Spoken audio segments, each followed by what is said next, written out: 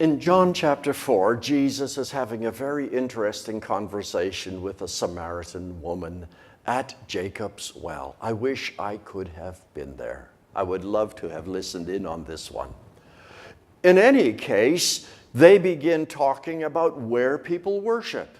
She says, "You worship in Jerusalem. We Samaritans worship on Mount Gerizim."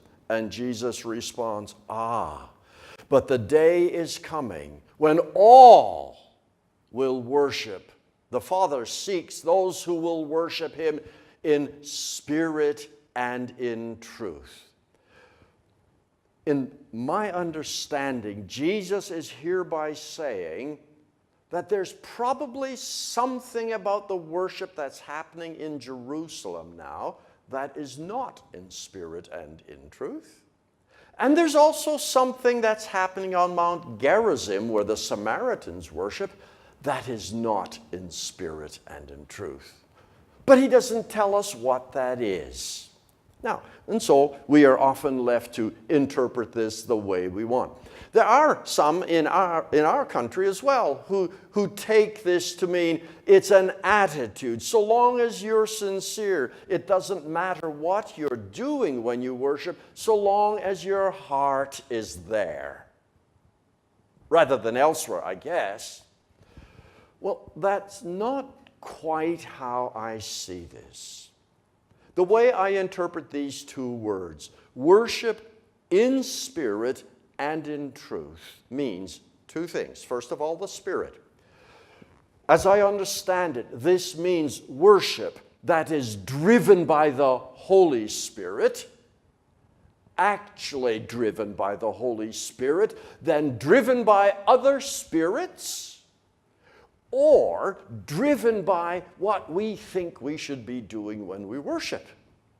No, this is worship that the Holy Spirit leads us into and empowers us to do, and it will focus on Jesus Christ. At this point, the Samaritan woman has no idea yet to whom she's talking. She thinks she's talking to a prophet, but Jesus turns out to be so much more. True or spirit-filled worship will be focused on Jesus and empowered and guided by the Holy Spirit. Well, that means that it all depends on the attitude of your heart. It also does depend on what you are doing in worship.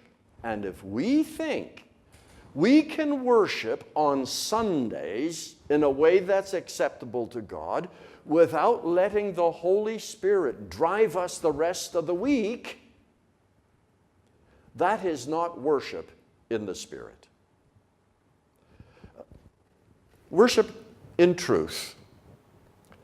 As I understand it, this means worship that is true in two respects. One, it is in keeping with the truth of God. That is, the God whom we worship determines how we worship, and he is the only one that we worship. Now, if it's in truth, it also says something about the worshiper. It means that the worshiper doesn't just give lip service to God. It's very easy to say, "I love you, Lord, and I lift my voice." But that's just words. The true test of worship is not whether or not you say that. It may well be a lie. Nobody in the Bible ever tells God he or she loves him, using the particular Hebrew word ahav and the Greek word agapao. Nobody does. But we do it so easily, and we do it so glibly. True worship involves demonstration of love for God, not just with the lips, but with a life. So that when we come to church on Sunday, or whenever we worship, if the life the rest of the week has not been pleasing to God, nothing we do there will please him. Think of the illustration of Cain and Abel. Both of them brought offerings to God. Both of them brought, on the outside, acceptable offerings. There's nothing wrong with a grain offering, Cain's offering, if you're a farmer. So he brings what the Lord blesses him with. And Abel brings the lamb. The problem here is not Cain brings grain and Abel brings an animal. The problem is the worshiper. The text is very interesting when it says, after they had brought their offerings, the Lord looked on Cain and rejected his offering, and he looked on Abel and accepted his. See the difference? The person, God is up there.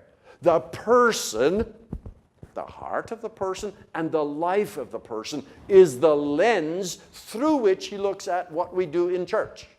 The liturgy, the sacrifices, the singing, the praying, whatever we do. Cain had it upside down.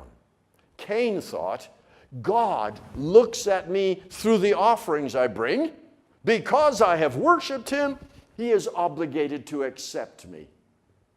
It doesn't work that way. It works the opposite. Abel's offering was accepted because Abel's heart and life were right. Cain's was rejected because Cain's heart and his life were wrong.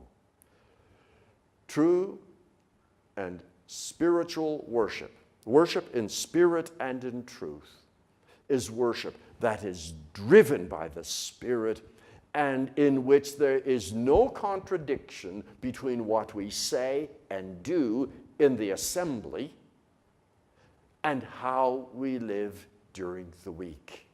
This is true and spiritual worship.